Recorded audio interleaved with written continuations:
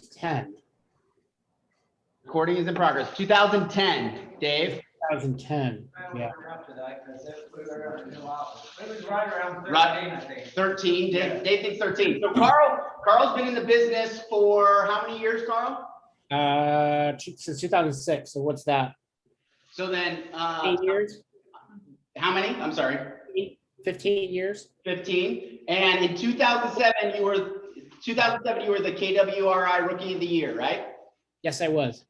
What was the real estate market like in 2007? And then tell me a little bit more about yourself.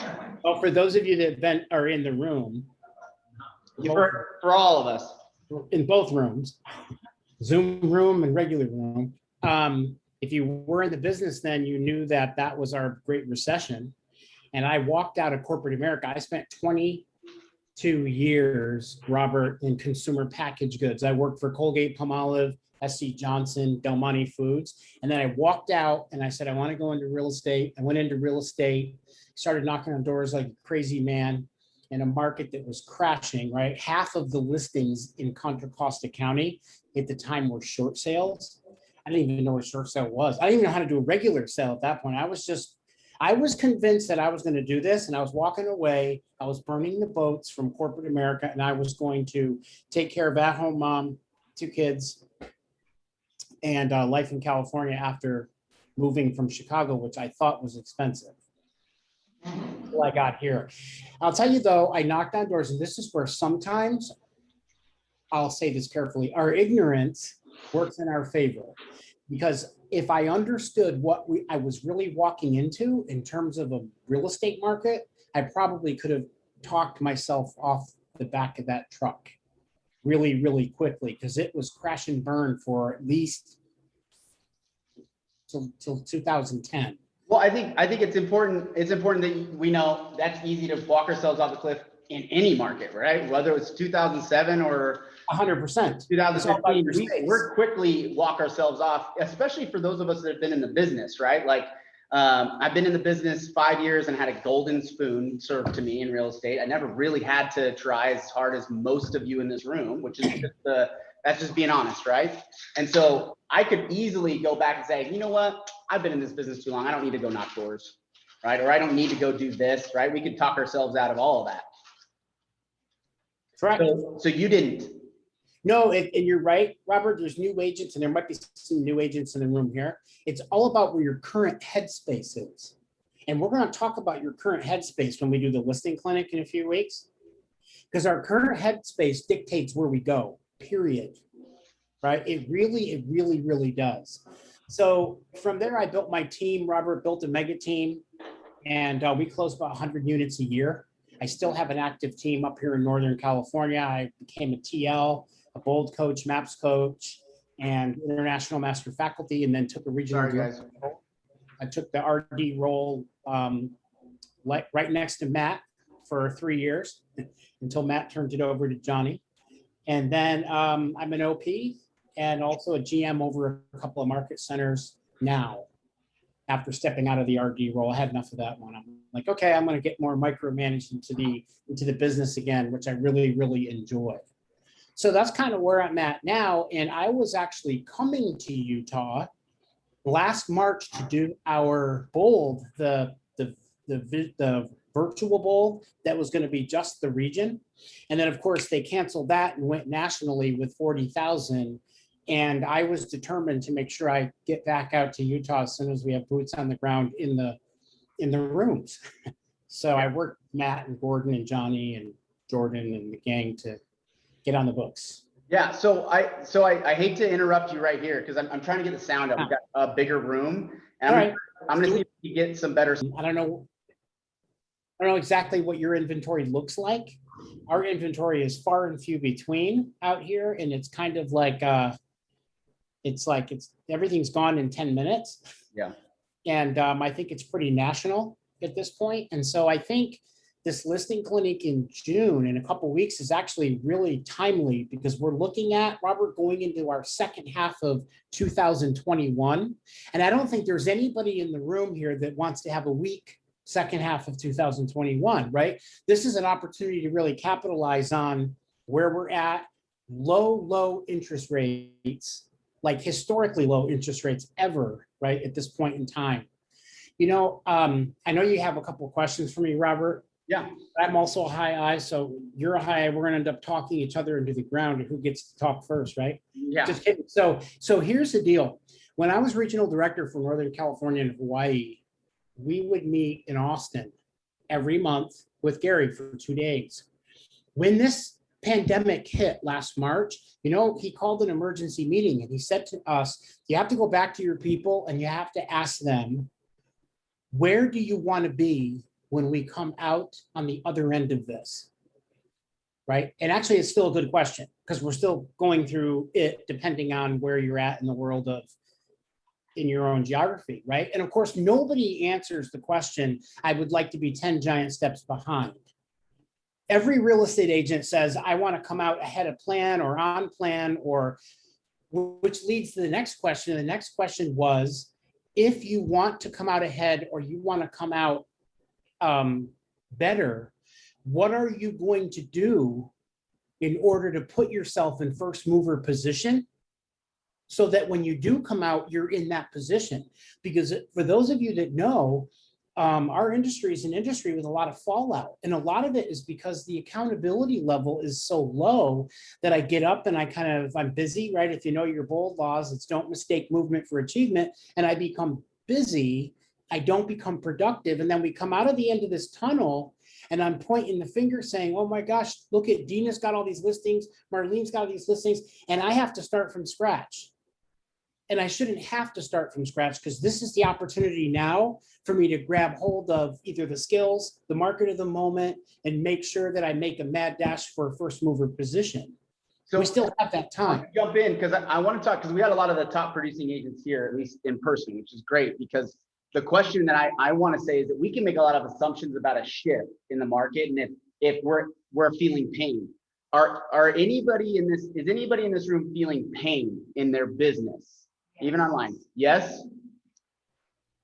This is a lot of hard work. Who's not feeling, like, truthfully, right? We're all in this room together. We're all saying like, hey, I'm feeling pain or I'm not feeling pain. And if it's, I'm not feeling pain, that's not okay. That's okay, right? It's okay to say, hey, my business is strong and we have to be able to forecast out our business. We have to be able to look down the road a little bit if we expect to stay in the game, because the goal isn't to win the game. The goal is to stay in the game, right? All we're trying to do is just keep playing.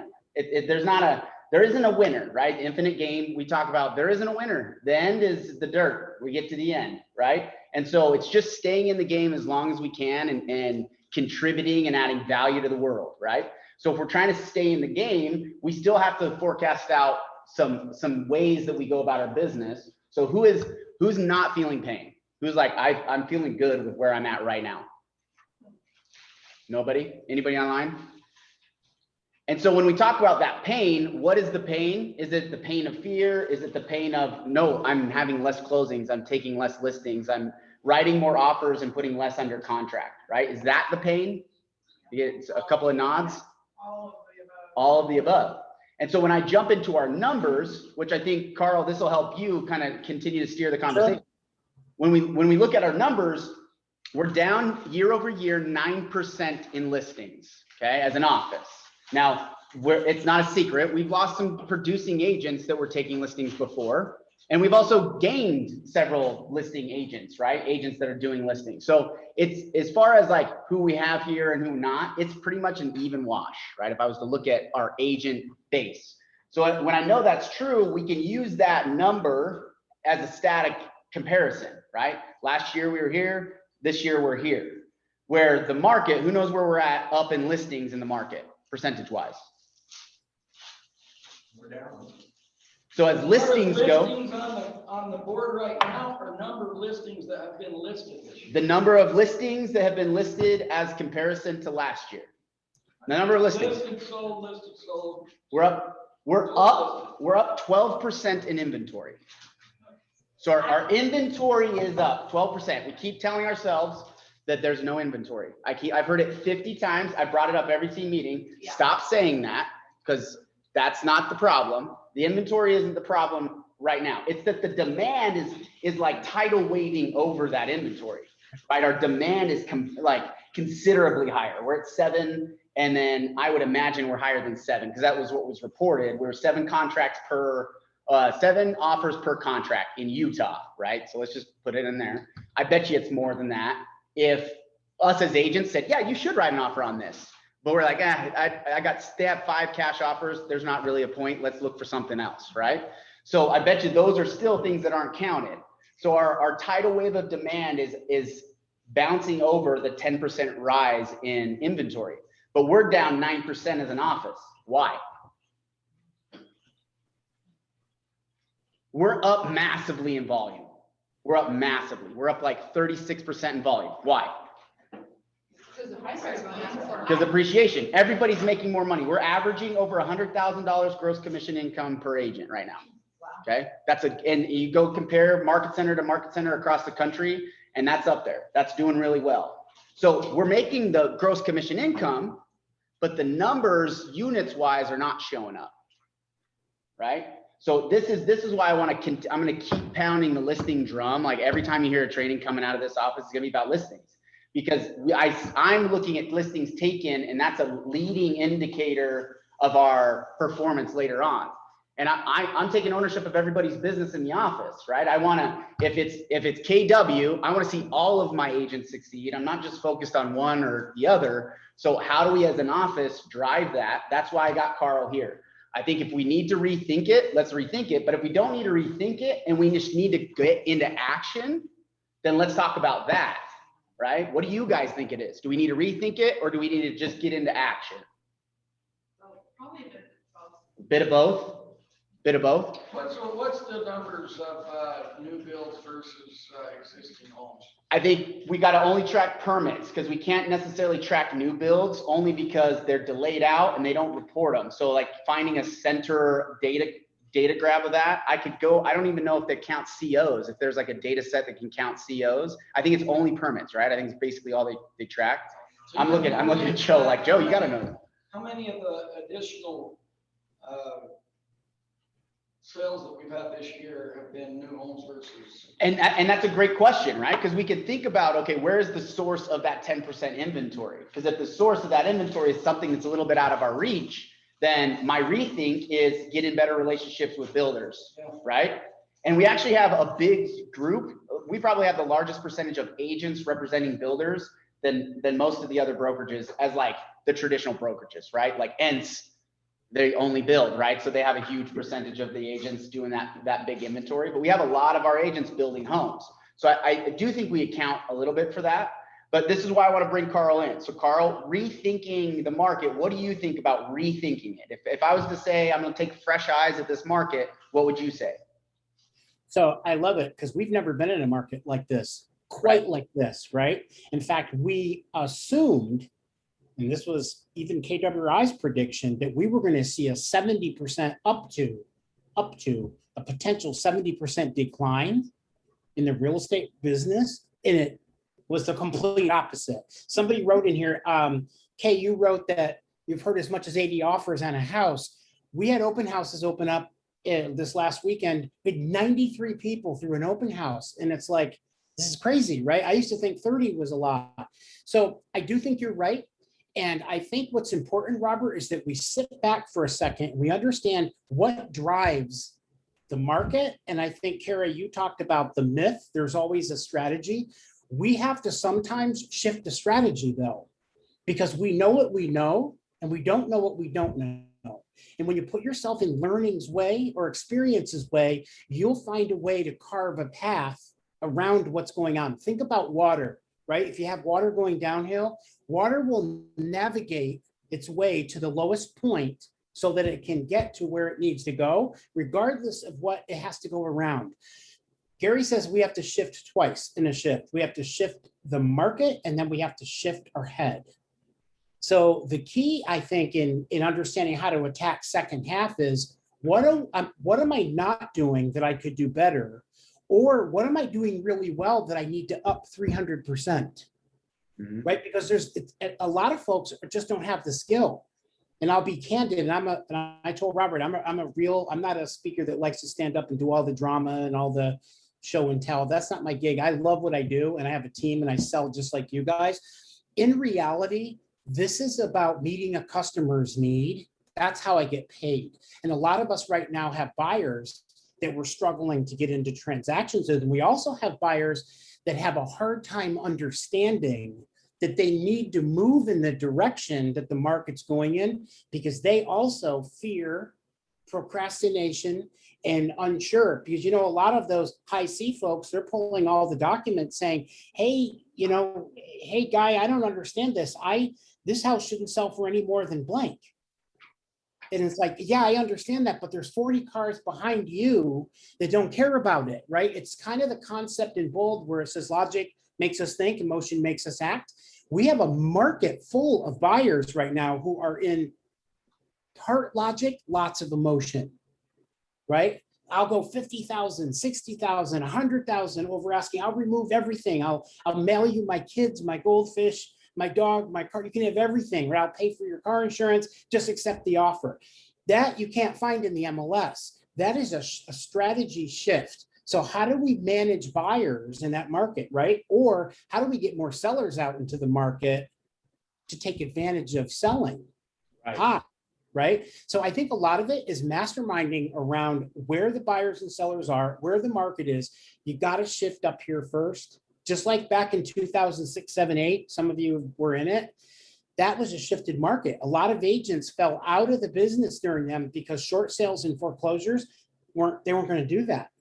And there was not very much business left in some cases, right? Unless you shifted the strategy or you shifted your head around it, you weren't going to be successful. So just like that market, we're in this market. In every market, whether it's a buyer's market, seller's market, balanced market, if you're going through an economic shift, a pandemic shift, we've gone through a lot of stuff. And in this market, we're hitting a lot of things, economic, pandemic, everything. So the focus has to be, once again, and this is what I always focus on, Robert, in a nutshell, why do you guys get out of bed every morning? Is there somebody else in your world that is affected by what you do every day? I think the why, I think you nail the why, and the clinic, the way I marketed this conversation was focus on the plan, not the problem. Of course. Right? So focus on the plan, not the problem. I could list all the problems. Could we do that? We could do that for probably 10 minutes. Easy. Just like list up, this is the problem, this is the problem, this is the problem. But the reality is that in every single market, there's a problem. The only constant is that there's problems. They're just different problems. So the why are we going to change the problem? Focus on the plan and not the problem. So what is our plan to get more listings? So I want to open it up. What are we getting? What's our plan? Who's in this room is getting listings and what are they doing? Don't you have to focus on the problem to make the plan? Why? Because the problem could have answers in it, but don't we know that there's like 6 activities that we know work that lead generate, right? It's as simple as having a conversation and getting them to an appointment, Okay. right? It's a contact to an appointment. So if all the problems are, I can't make contacts, what's your plan to make contacts? Because it doesn't matter what the problem is. It's just make more contacts, right? That's the I get it. You gotta focus on your plan after you made the plan. Yeah. But if you've got a market shift and something's changed the market, you've got to deal with that, or you're gonna wake up floating around direction in your plan. Is it possible that the problem today is not going to be the problem next week? It's almost certain. It's almost certain, right? So if I say I'm going to make a plan around a problem, then that problem might not be the problem that gets the solution, because now we did 3 weeks straight where inventory is outpaced under contracts and closed, right? I posted that up the other day. So 3 weeks straight of inventory going up. Is it like, oh, it's the stock market? Sometimes it goes up, sometimes it goes down. We don't know. We deal with the market in the moment. We talk about that all the time too. Gary talks about that. What's the market right now? Where are we going, right? And that's something we always want to be looking at. It's like, where are we going? What can we anticipate we're going? What I'm noticing is that a lot of new listings are coming on, we weren't getting, they're all high priced. They're all overpriced. And so the demand for those properties is not as high as it once was. Yeah. And so that's going to slow down the contract, right? Yeah. The inventory can go off the charts. And they just sit there. They just sit there. And that's kind of what I'm seeing right now. So when you follow the edges, you can kind of get a temperature of where the market's headed, right? That's why we've always looked at California in St. George historically, like the market there, whatever's happening there is our future. Yeah, I've heard that a million times, right? We talk about the Salt Lake market and the California market. So knowing that those are the markets and we're watching those, we can gauge some of the temperature, but we know interest rates are probably going to go up, right, Steve? Like, I thought they'd gone up 10 years ago. Right? Right, Yeah, Lauren? I think they probably will. In today's environment, in the political environment, I just don't see it happening fast. You don't see it happening fast. What do you think, Jan? Who knows? But I can't imagine it'll be significant, but I can't imagine it'll go down either. unless No, you- they can't go down. Can't go So down. it's perfect time. Yeah. And it's the biggest factor. And when we deal with that, right, where we feel fairly confident with what we can see, now we have a plan, right? We have a confidence around what for sure is going to happen as far as what we can kind of predict, right? We're like, hey, we should see the market continuing to stay strong. Demand hasn't like waffled incredibly. We're still good. So what's the plan around talking to those listings? Because all the other problems still don't matter, right? Is the plan that people should sell? It's a great time. We can all agree to that. So what's the plan about getting listings? And Chantry and I talked a little bit about move up buyers, right? Chant, we kind of focus specifically on that. So that could be a plan where how do I go out and lead generate specifically to move up buyers, right? So Carl, what are your thoughts? So I love the conversation and I love the fact that problems will be problems and we're going to have them in every market, right?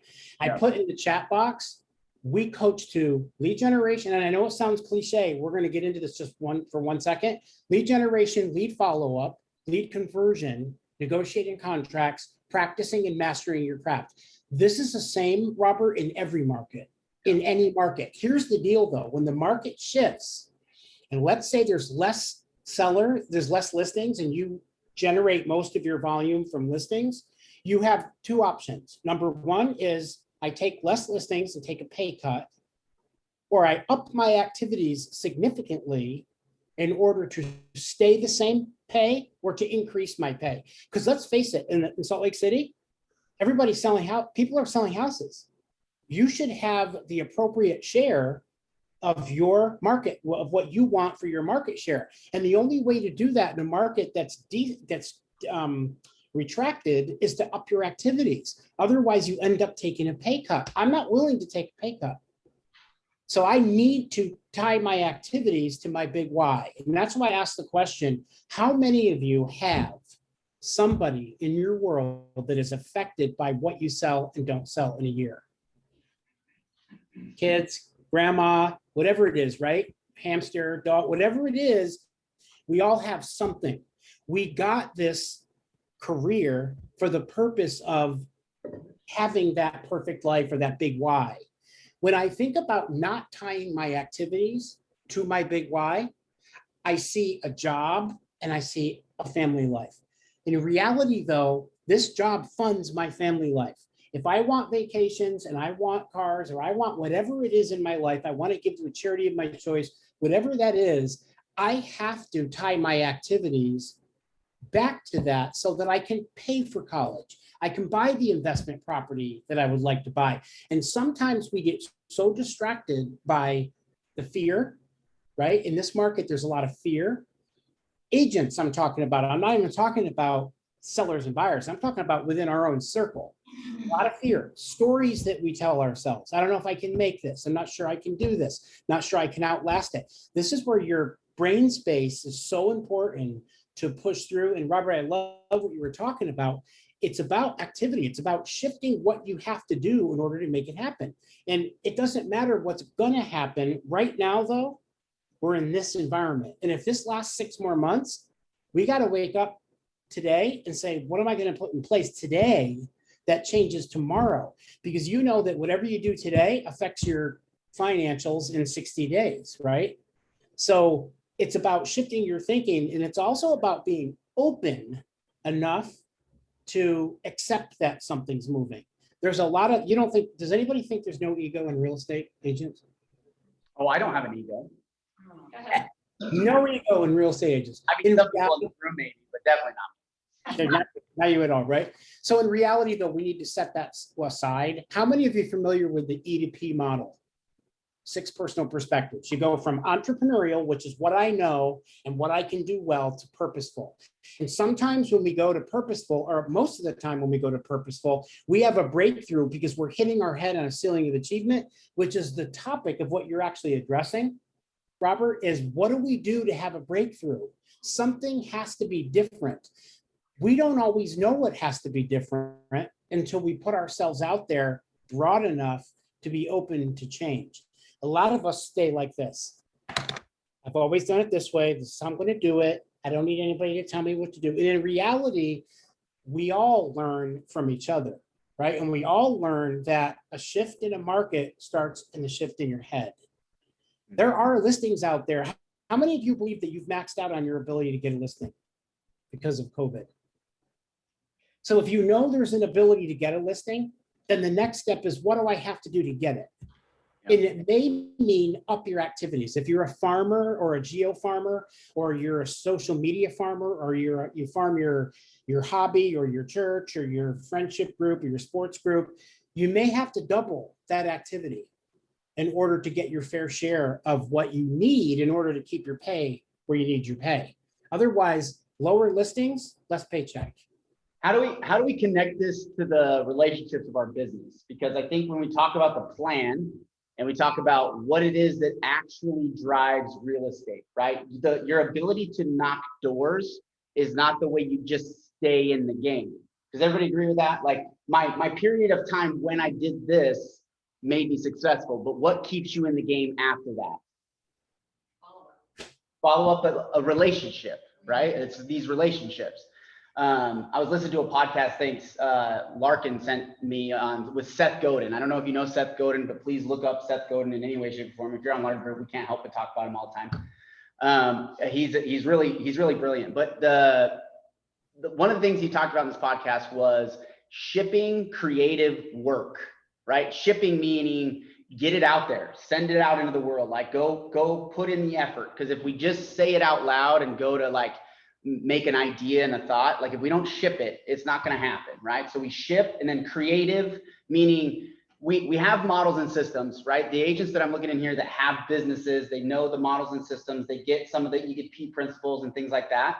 What we might be missing is that you have some models and systems that you might not be following, you know you are, and you're still creative. You're still being creative. That's okay. If you're not following the model, right? That's the model. I can't help but do that because I look at every one of your businesses and no one's following the model, right? Right, Carl?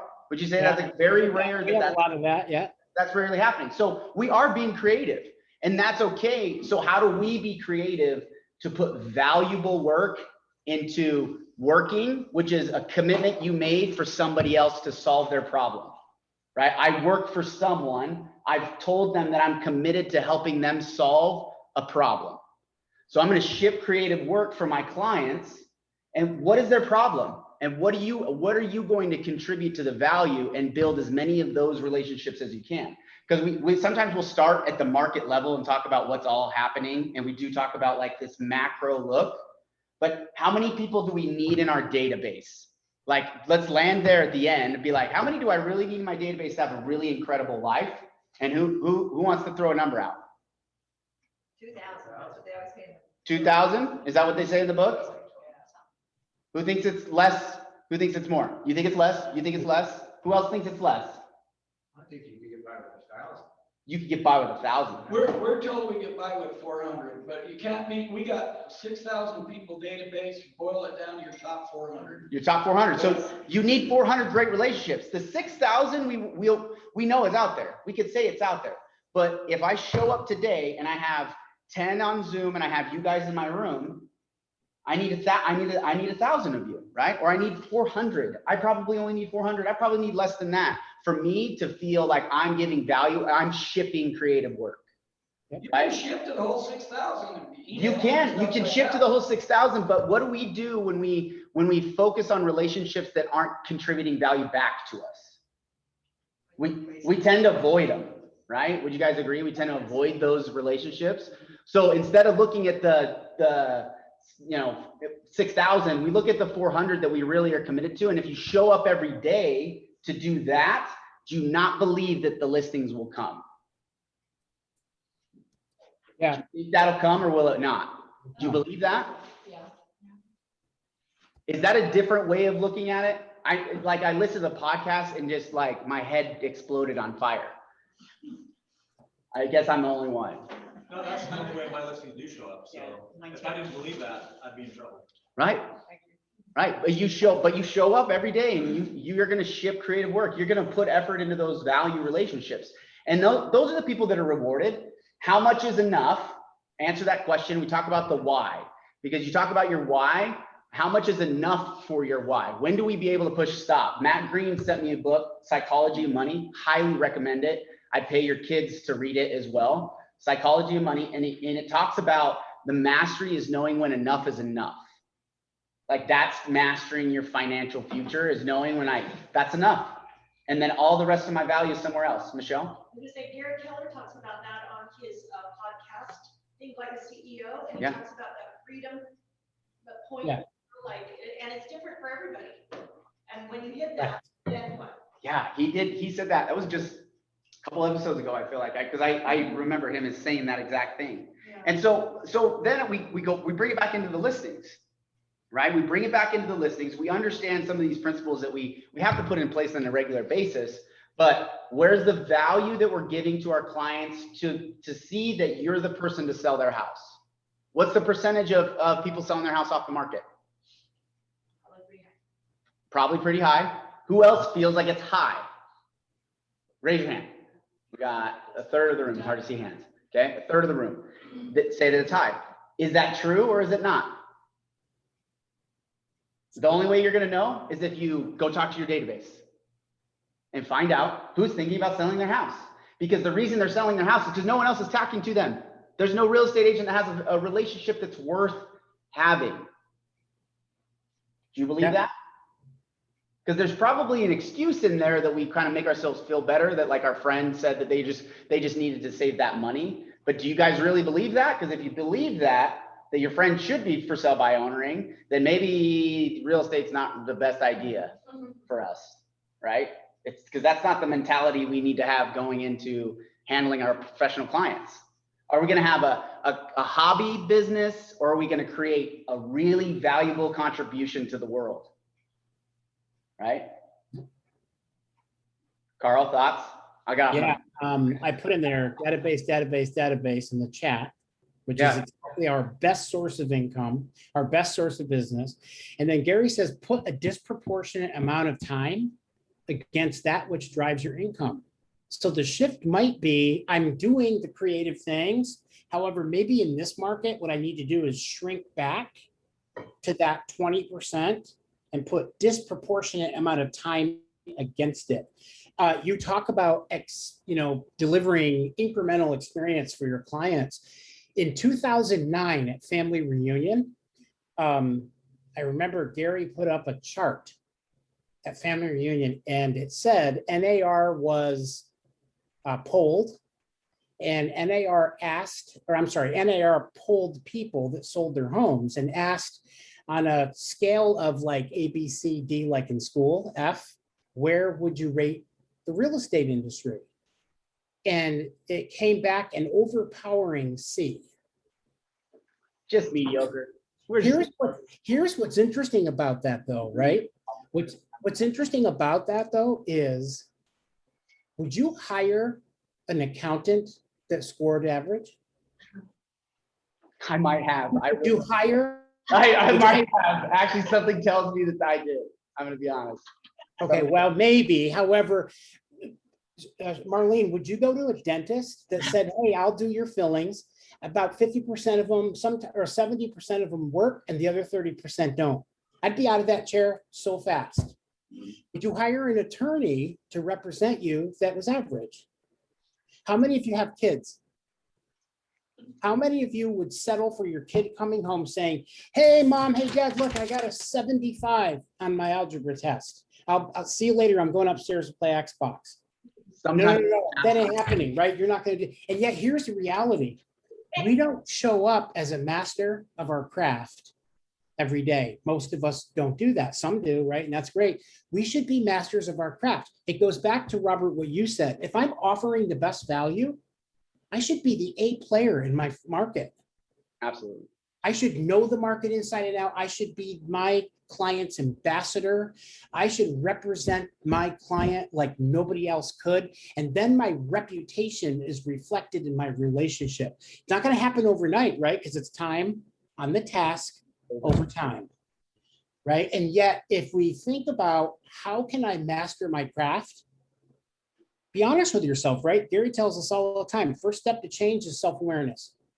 If you know areas that you're not mastering and you're losing listings because your scripts aren't good, or you don't know what to say, or you don't know how to answer it, you got to get off the I don't like scripts because scripts sound fake. Scripts only sound fake if you use them once a month. If you learn a script, internalize the script, and customize the script, they fly off your tongue like that, because the same script that I say is going to be very different than the script that Kay says, because Kay is going to put her customized twist on it. The value, though, is Kay knows now how to lock that in, and Gary calls it paint by number, right? If I have 50 clients and I'm a master of my craft, I should be able to paint by number. My system and model should be paint by number, assuming that you have the right paint and a steady hand. You should be able to make those pictures look the same. If I gave you 50 canvases, though, and you all had to paint a picture of St. George, blank canvas, your 50 pictures would look very different based on how steady your hand was. The paint by number is the model of mastering your craft. Carl's gonna be like, I hope you don't ask me back ever again, because I'm gonna jump in. I couldn't help it. I couldn't let this go by. Paint by number is the most oxymoron thing I've ever heard in my life. Is that not true? Yep. Paint by number. You're like, oh, let me use my left and my right brain all at the exact same time. And the funny thing is that I can't help but be a salesman. And Carl, you make a lot of the great points. And I really love the MAPS coaching. We've been to Bold. A lot of us in this room been to Bold together. And I always think it sounds so simple, right? We just paint by number and mastery of these personality types. And it's not that easy, right? We all know it's not easy, and it's super, super hard. It's not easy. Paint by number made me laugh, Carl. I was like, paint by number. I always think, whenever I think of an oxymoron, that one pops into my head. It's funny. But we're in a long game, though, right? Every company systematizes.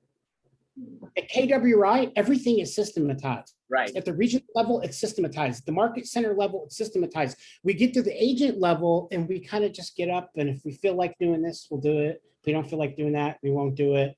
If I get a phone call, I'll get a phone call. That should be paint by number. Now, when I say paint by number, be careful. I'm not saying that you have to be the same face to every single client, because we all know that everybody's got a story, and our job is to be super sensitive to where our client's need is at so that we can tweak who we are to help our client. The systems, though, should be paint by number enough that my efficiency is boom, boom, boom, boom, boom, boom, boom, and I don't waste any time. And it is hard. It's a long game, though. You know, am I in this for a year, or I'm in this for a career? Yeah. Yeah. Right? If you're in it for a career, it's about constant skill growth, constantly getting better. And I think that's actually a great transition, because it's 12:51, and I promise that I really try to make team meetings short, to the point, and get after it. So if anybody wants to keep chatting, we can. But Carl, the transition is sharpening the skills, right? And saying, sometimes we need to get out of our element. We need to all stand up from what we're doing and pattern interrupt the conversation. And the challenge is, if you're watching this late in recording, or if you're here right now, if you need a pattern interrupt on listings, get up on June what? What day is it? 17th. June 17th, and drive up to Salt Lake, get a car full of you, and go do the listing clinic for the day. They have tons of signups. The room will absolutely be full because the region is putting it on. So you're gonna get Keller Williams agents from all across the state. So it could be a great networking opportunity to just mastermind outside of the clinic if you wanted to. So I encourage a few of you to go. I think it'd be good for you to pattern interrupt your business a little bit. I can't remember what are we paying? It's the 50. I think it's like, I'm not sure. I'll send out the link again, make sure that everybody sees it. But that's a way of for us to rethink our business, right? Is focus on the plan, not the problem, to sharpen our skill sets. And Carl, thanks for coming, man. I really appreciate you chatting. I know I did a lot of talking. I'm sorry. Okay, I put in my chat box, we know what we know. We don't know what we don't know, but we really need to know what we don't know. And that's a real estate agent disease. We sell a lot of homes. I don't need any more education. I don't need any more learning. I don't need any fresh approach. So I would love it if there's a St. George van that comes up to Salt Lake and you can all sit in the front and I'll cheer you on, and awesome. Yeah. Thanks for having me, guys. I really, really appreciate it. If you have any questions at all on anything, here is my number. Feel free to text me. Just tell me who you are and from where you are. All right, we're gonna give 2 claps to Carl. Everybody, 2 claps to Carl. 1, 2, 3. Thanks, everybody. Thanks, buddy. We'll see you. Bye-bye. That was staggering. Okay, that's it. That's a wrap for everybody online. Thanks for joining on Zillow. Oh yes, that's right. Okay, everybody stay. You're forced to stay. I'm making all of you stay. Doesn't need volunteers. We need volunteers. We need